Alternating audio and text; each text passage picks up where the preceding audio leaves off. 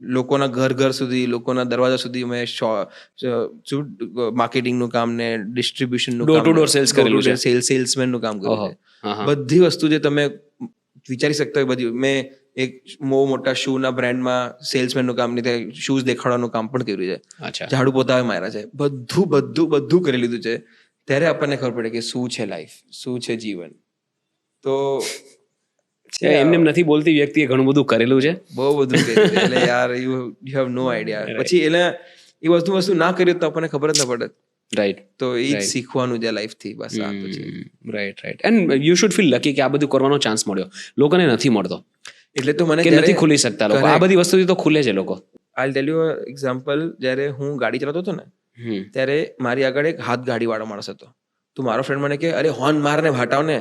બધું સાંભળ, ઈ જે કરે છે ને એ આપણે નહીં કરી શકીએ ને. આપણે હોર્ન મારી દઈશું પણ ઈ માણસ ખેંચીને લઈ જાય છે.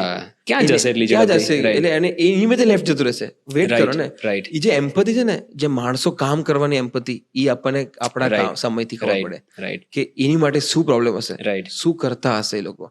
તો ક્યારેક હું મજાક બી નથી કરતો. ક્યારેક જયારે હું જોતો ને કઈ દુકાનમાં કઈ લેવા ગયો, કે મીઠાઈ લેવા ગયો, કે કઈ કરવા ગયો, જ્યારે વેન આઈ સી કે એક કોઈ માણસ આવ્યો છે ને ઈ સ્ટ્રગલ કરે છે પૈસા ગણવામાં, કે એને આ આઈ ટેલ યુ એક્ઝામ્પલ, કાલની જ વાત છે. મારા માસીના ઘરે જતો હતો because she is going to USA. તો હું મીઠાઈ લેવા ગયો હતો કે she is going to USA, મારા બેનના લગ્ન થવાના છે ને ઓલ ધીસ થિંગ્સ. તો મેં જો એક બાજુમાં રિક્ષાવાળો આવતો હતો ને હી વોઝ કાઉન્ટિંગ મની, કે 100, 500, 20 રૂપિયા, 30 રૂપિયા કરીને કે અરે 500 રૂપિયા છે. કીધું સર એ 500 રૂપિયા મિઠાઈ દે દો. એને કીધું હશે.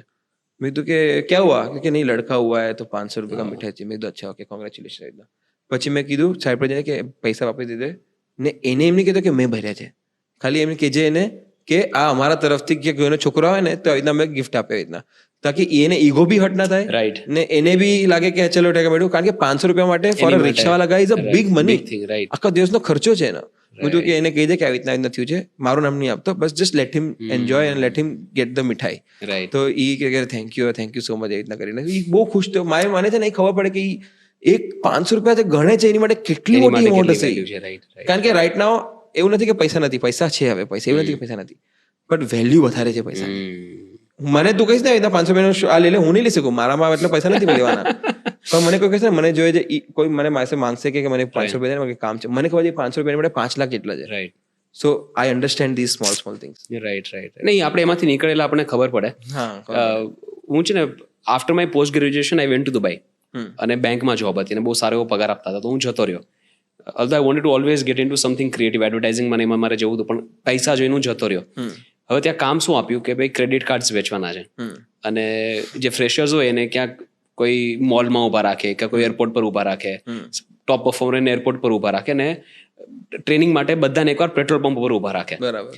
અને MBA કરીને ગયા હતા તો 13 થી 15 લોકો હતા. બધાને બોલાવ્યા સરે અને કીધું કે તમારે પેટ્રોલ પંપ પર ઊભા રહીને કાર્ડ વેચવાના છે. 13 પીપલ બેકડ આઉટ કે નહીં જ કરીએ. 2 પીપલ અગ્રીડ. એમાંથી હું એક હતો કે હા મારે કરવું છે. ગાડી આવે ટક ટક ટક કરવાનું, એટલે આટલો એવો કાચ કોઈ ખોલે. એટલે ઇમેજિન કે આપણે કેમ કોઈ માગવા આવતા હોય ને કેમ આપણે એવી રીતે જવાબ આપે. આમ આટલો એવો કાચ ખોલે અને જ્યાં સુધી પેટ્રોલ પુરાતું નહીં પેલાને કહી દે આટલાનું પૂરે, એની માટે એને કાચ ખોલ્યો હોય એટલામાં તમારે એને ઇમ્પ્રેસ કરવાના. Then he opens more and then if he likes you તો ગાડી સાઈડમાં રહીને તમારી સાથે વાત કરશે, બાકી જતા રહેશે. તો આ એક્સપિરિયન્સથી હું એટલું શીખ્યો કે જ્યારે ક્યારે કોઈ મને ટેલિકોલિંગ માટે કોઈ કોલ કરે કે કોઈ મને સેલ્સ માટે મારી નજીક આવશે ને, I would always address them as sir or madam, અને બહુ જ રિસ્પેક્ટફુલી ના પાડીશ. અને કોઈ ટેલિકોલિંગ સાથે લોકો મસ્તી કરતા હોય, હું નહીં કરો યાર, કારણ કે એને શોખ નથી કરવાની, મજબૂરી છે. બરાબર, 100%. Nobody wants to call an unknown person tomorrow morning and bug him. બરાબર, 100%. એટલે મારું બી છે, હું હંમેશા દર વખતે હું આવી રીતના જ વાત કરું કે સુનો મેં ઇધર હું, મેં નહીં કરી सकता. એમ ના કહો કે નહીં નહીં गलत है, क्या फोन करते रहते पूरा दिन. सुनो please, it's okay, I am sorry, आपका काम है, अंडरस्टैंड. કોઈ બી ડિલિવરી બોય હોય કે કોઈ પણ હોય, મારા ઘરમાંથી કોઈ ડિલિવરી બોય આવે કે કોઈ પણ વસ્તુ આવે, પહેલા તો એને નામ પૂછું, પછી એને પાણી માટે સર્વ કરું. If is hungry I give him food also. દિવાળીમાં આવે તો મીઠાઈનો ડબ્બો, મારા ઘરમાં અલગથી મીઠાઈનો ડબ્બા રાખ્યા હોય જસ્ટ ફોર ધીસ ગાઈઝ. કે લોકો આવે તો ફેસ્ટિવલ મારી માટે તો એની માટે પણ ફેસ્ટિવલ જ છે. Right. He should also B celebrating. Right. Sumit, this is for you.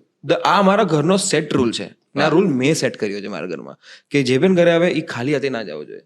હંમેશા દર વખતે ખુશ જ જાઓ છો આપણા ઘરથી કે આવી જતો. હમણાં વચ્ચે એક સ્વિગી ડિલિવરી વાળા સાથે મારો ઝઘડો થઈ ગયો હતો કે તું લોકો સમજ में नहीं आ रहा, એ જ મને કહેતો હતો કે कैसा एड्रेस डाला, મેં કીધું એક કામ કર, મેં કીધું કેન્સલ કરતો ઓર્ડર, મેં કીધું કેન્સલ नहीं होगा, तुम घर पे आओ. મેં એને માટે ના કીધું કે એને ખીચાવા માટે ઘરે બોલાવજો, मैंने समझाया कि क्या प्रॉब्लम है, कि सर आपको पता है ना पेट्रोल का भी बराबर पैसा नहीं होता हम लोग. मैंने कहा सुन, पैसा देने के लिए ही बोला है कि तेरे पास पैसा नहीं आया तो ये ले मेरे से थोड़ा पैसा रख और आराम से चल, मुझे पता है तू किस लाइफ से गुजर रहा है, so it's okay, take money but do your job nicely, just ask people, understand कि मैं एड्रेस डाल रहा हूँ, क्या कर रहा हूँ, किधर से आ रहा हूँ. તો એમાં કોઈ ખોટું સાચું નથી, એ જે સ્ટ્રગલ્સ થી આવે છે. He is frustrated, so I understood is frustrated. I called him, right, I just asked him શું કરવું છે તારા લાઈફમાં, क्या करूँ, can I help in any other way. So he felt so good, he went very happy. So ये 5 minute ની વાત હતી ને, ખાલી just I heard him what he wants to do. He wanted to be in army, અને પછી એના હેલ્થના કારણે ના કરી શક્યો. નાઉ ઇઝ ગિવિંગ ઇટ અગેન. અગ્નિની કરીને કોઈ પરીક્ષા હોય, C wanted to do that, પછી ફેલ થઈ ગયો તો સી વોઝ ફ્રસ્ટ્રેટેડ. સો એનું બધું ફ્રસ્ટ્રેશન કામ પર નીકળતું હતું. સો મને ખબર પડી કઈ ને કઈ પ્રોબ્લેમ લફડો છે, તો આઈ કોલ્ડ હિમ ઓવર. કીધું ઓર્ડર કેન્સલ કરતે બધું ઘર પે આ. ઘરે આવ્યો, વાત કરી, પાણી આપ્યું, સમજાવ્યું, પેટ્રોલના પૈસા આપ્યા, બધી પછી એને ઘરે મોકલાયો, કીધું હવે જા. તો હી વોઝ વેરી હેપી. તો I also felt very happy કે પાવરમાં જે માણસ હોય ને એને આ બધી હેલ્પ કરી શકે ને, એને પાવરફુલ કહેવાય. બહુ સાચી વાત. નાના માણસોને તમે દબાઈને શું કરશો, કઈ નહીં કરી શકો. ઉલટાનું દે ફીલ વેરી હેપી કે આપણી સાથે કોઈ માણસ છે જે એને સપોર્ટ કરી શકે. Right, right.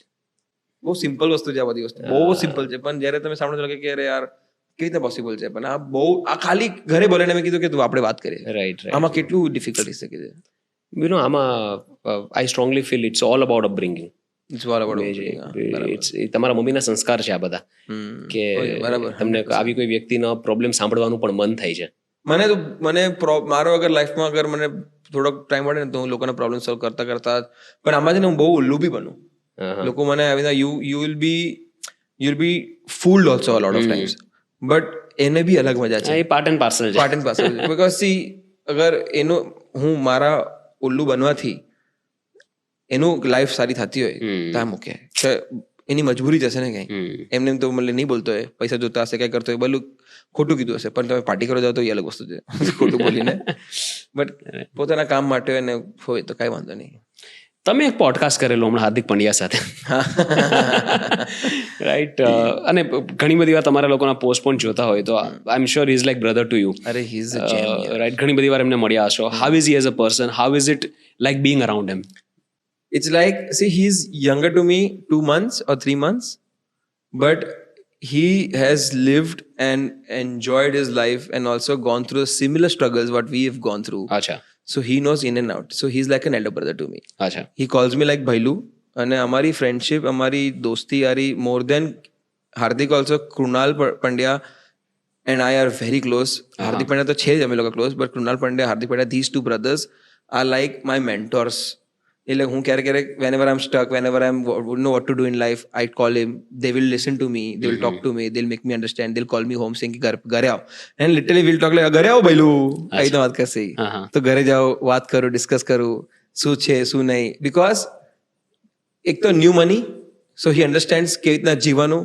He also tales me કે લોકો કેવી રીતના યુઝ કરશે તારું, લોકો કેવી રીતના તારી માટે બોલી શકે, શું કરી શકે, શું કરવાનું, કેવી રીતે વાત કરવાની, શું બોલવાનું. Because he is learning also right now on this way, and is also in different league also.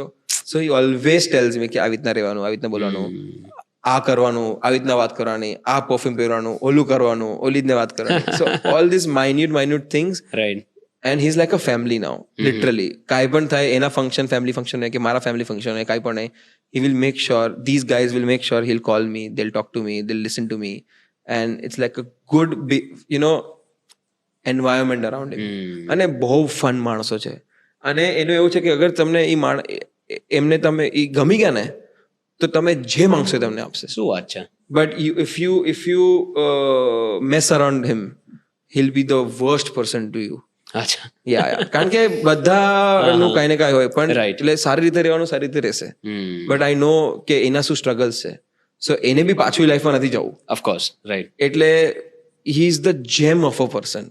બધા લોકો કઈ માટે કાંઈ પણ કહેતા હોય, મને ખબર છે કે માણસ કેવો છે, કારણ કે I have lived with him, like I have lived around him, and I know he's એના આપણું ગુજરાતી નોર્મલ ગુજરાતી ઘર જેવું જ ઘર છે. એના બી સેમ સ્ટ્રગલ છે, સેમ ઉઠવાનું બેસવાનું બધું સેમ જ છે. બટ એ માણસ છે ને એટલો સરસ માણસ છે ને, કે તમે સાથે રહેશો ને તમને લાગશે કે આ હાર્દિક પંડ્યા છે જેને લોકો આટલા સેલિબ્રેટ કરે છે, આપણા જેવું તો લાગે છે એકદમ, આપણા જેવું તો છે લિટરલી આપણા જેવો માણસ છે. લાસ્ટ યર એમની માટે બહુ ડિફિકલ્ટ રહ્યું, but what a comeback. જોયું